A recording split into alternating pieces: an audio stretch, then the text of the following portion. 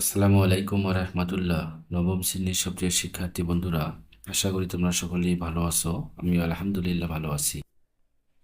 তো বন্ধুরা, আজকের এই ক্লাসে আমি তোমাদের ইংলিশ এসবি এর fifth experience expressing a solution to a problem, অর্থাৎ এর বাংলা হচ্ছে যে একটি সমস্যার সমাধান প্রকাশ।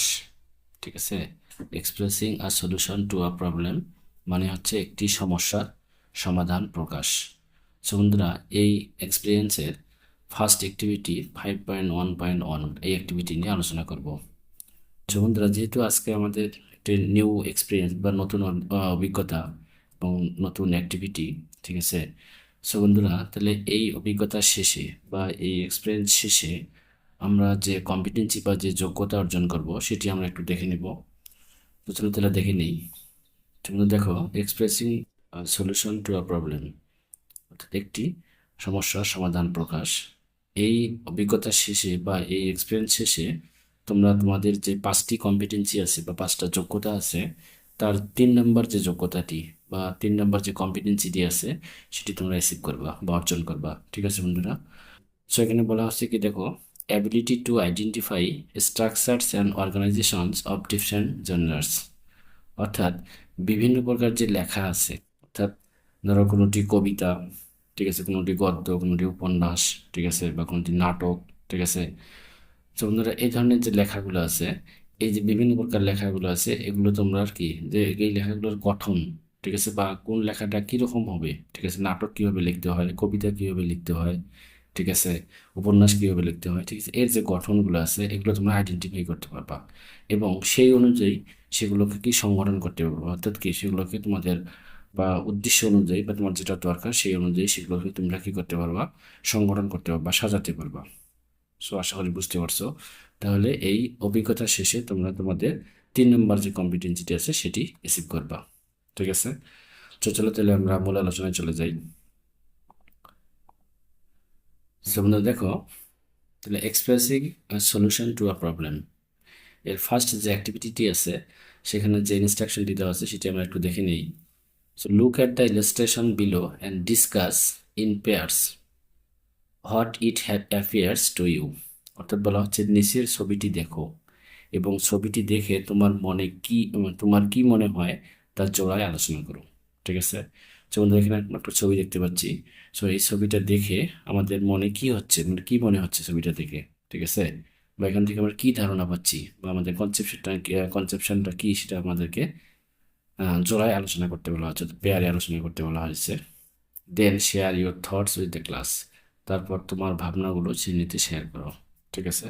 তাহলে এই ছবিটি দেখে আমরা এখানে কি বুঝতে পারতেছি, ঠিক আছে, এই বিষয় সম্পর্কে আমাদেরকে লিখতে হবে, লিখে সেগুলো ক্লাসের মধ্যে শেয়ার করতে হবে এবং এই কাজটি আমাদের জোড়ায় করতে হবে। ঠিক আছে বন্ধুরা। চলো তাহলে আমরা একটু দেখে নেই। সো বন্ধুরা দেখো, আর sample answer to the activity 5.1.1, অর্থাৎ আমাদের এই অ্যাক্টিভিটিতে অর্থাৎ ছবিটা দেখে আমার যেটা মনে হয়েছে আর কি, সেই বিষয় সম্ভাব্য আমি কিছু এখানে লিখেছি। সো তোমরা এখান থেকে একটু হেল্প নিয়ে, ঠিক আছে, তোমাদের মতো করে আরো ভালো করে পরীক্ষায় লিখবা বা স্যারকে লিখে দিবা। ঠিক আছে, আমি এটাই আশা করি। চলো তাহলে আমরা একটু দেখে নিই। দেখো, the background of the illustration is exciting, মানে দৃশ্যটির প্রেক্ষাপট রোমাঞ্চকর। ঠিক আছে। অর্থাৎ এখানে যে দৃশ্যটি আমি দেখতে পাচ্ছি, এই দৃশ্যটি, ঠিক আছে, এই ইলাস্ট্রেশনটির প্রেক্ষাপটটা, ঠিক আছে, বা পটভূমিটা হচ্ছে কি একটা রোমাঞ্চকর একটা বিষয়।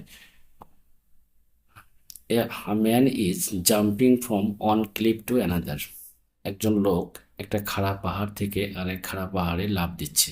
ঠিক আছে বন্ধুরা, ক্লিফ মানে হচ্ছে কি খাড়া পাহাড়। ঠিক আছে। তো বন্ধুরা, যেখানে দেখো এটা একটা পাহাড়, এটা একটা পাহাড়, ঠিক আছে, এই দুইটা পাহাড়, মানে একটা খাড়া পাহাড় থেকে আরেকটা খাড়া পাহাড়ে সে লাফ দিচ্ছে। ঠিক আছে। তারপর দেখো, ইট ইজ ভেরি রিস্কি, এটা খুব ঝুঁকিপূর্ণ।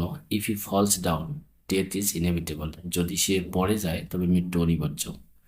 The sun is rising and shining and some clouds are moving in the sky, সূর্য উঠছে এবং কিরণ দিচ্ছে এবং কিছু মেঘ ভেসে বেড়াচ্ছে। ঠিক আছে, দেখো এখানে পিছনে আমরা সূর্য দেখতে পাচ্ছি, কি মানে সূর্য উঠতেছে এবং মেঘও ভেসে বেড়াচ্ছে। ঠিক আছে, এই বিষয়গুলো আমরা দেখতে পাচ্ছি এখানে ছবিটার মধ্যে বা এই ইলাস্ট্রেশনের মধ্যে। The underlying meaning of it is risk and success. এটার অন্তর্নিহিত অর্থ হলো ঝুঁকি এবং সাফল্য। ঠিক আছে, অর্থাৎ ছবিটা দেখে আমরা যেটা বুঝতে পারতেছি কি যেখানে ঝুঁকি নেওয়া হয়েছে, ঝুঁকি নেওয়ার ফলে সাধারণত একটা পাহাড় দেওয়া খারাপ হতে এখান থেকে একটা গ্যাপ আছে, এখান থেকে লাফ দিয়ে এখানে যাওয়া, ঠিক আছে, সবার পক্ষে কিন্তু সাহস হবে না আর কি, সবাই কিন্তু এই ঝুঁকিটা নেবে না। সো এই ঝুঁকিটাই যে নেবে সে কিন্তু সাকসেস হবে। ঠিক আছে, সো এই বিষয়টাই অবশ্যই এখানে ইন্ডিকেট করতেছে। The man who is jumping up the cliff must have a serious issue. যে লোকটি খারাপ পাহাড়ে লাফ দিচ্ছে তার অবশ্যই একটা গুরুতর সমস্যা আছে। ঠিক আছে, সো গুরুতর যদি সমস্যা না থাকতো তাহলে সে এই একটা পাহাড় থেকে লাফ দিয়ে একটা পাহাড়ে যাওয়ার কিন্তু মানে সাহসটা পাইতো না। ঠিক আছে, maybe he is jumping as something is done wrong to him or he is scared of something. হতে পারে সে লাফ দিচ্ছে কারণ তার সাথে খারাপ কিছু একটা হয়েছে বা কিছু ভয় সে পেয়েছে। ঠিক আছে, অর্থাৎ তার কাছে যখন আমাদেরকে ভয় লাগে তখন কিন্তু আমাদের সামনে কত বিপদ থাকলেও কিন্তু সেটাকে আমরা অতটা কেয়ার করি না। ঠিক আছে, এই ধরনের কিছু একটা তার মনে তখন মনে হতে পারে। It's not that the man in the picture is happy to jump. ছবিটির লোকটি যে লাফিয়ে লাফিয়ে খুশি তা নয়। ঠিক আছে, সে যে লাফ দিয়ে যে খুশি পাচ্ছে মানে খুশি হচ্ছে। ঠিক আছে, এইটা কিন্তু বিষয়টা এখানে নয়। It doesn't matter to him if he fails. সে ব্যর্থ হলে তার কিছু যায় আসে না। So he is taking the risk of such a huge leap that may cause his instant demise. তাই সে এমন একটি প্রকাণ্ড লাফের ঝুঁকি নিচ্ছে যা তার তাৎক্ষণিক মৃত্যু ঘটতে পারে। ঠিক আছে, সো এখানে যে সে যে একটা পাহাড় থেকে একটা খারাপ পাহাড় থেকে একটা খারাপ পাহাড়ে লাফ দিয়ে যাচ্ছে, এখানে কিন্তু সে এমন একটা ঝুঁকি নিচ্ছে কি এমন একটা অবস্থায় তার মৃত্যু ঘটতে পারে। Actually the image inspires us to take challenges. আসলে ছবিটি আমাদের চ্যালেঞ্জ নিতে অনুপ্রাণিত করে। ঠিক আছে, মানে যে কোনো কাজে আমাদের কি করতে হবে, চ্যালেঞ্জ বা ঝুঁকি নিতে হবে। ঠিক আছে বন্ধুরা, ঝুঁকি ছাড়া, ঠিক আছে, যেমন একটা ইংলিশে একটা প্রবাদ আছে, নো রিস্ক নো গেইন। ঠিক আছে, যে কাজে ঝুঁকি নেই সেখানে কি সফলতাও কিন্তু আসে না। সো আশা করি বুঝতে পারছো। সো বন্ধুরা, ছবিটি দেখে আমার এগুলো মনে হয়েছে। সো তোমরা তোমাদের ছবিটি দেখে মানে এগুলো থেকে হেল্প নিয়ে, ঠিক আছে, তো তোমাদের মতো করে আরো ভালো করে লিখবা। ঠিক আছে, লিখে ক্লাসের মধ্যে উপস্থাপন করবা। এই আশা ব্যক্ত রেখে আজকের ক্লাসটি আমি এখানে শেষ করছি। সো বন্ধুরা, নেক্সট ক্লাসে আমি নেক্সট যে অ্যাক্টিভিটিটি আছে, তো 5.1.2 এই অ্যাক্টিভিটি নিয়ে আলোচনা করবো। সে পর্যন্ত আল্লাহ যেন তোমাদের সবাইকে ভালো রাখে। আল্লাহ হাফেজ।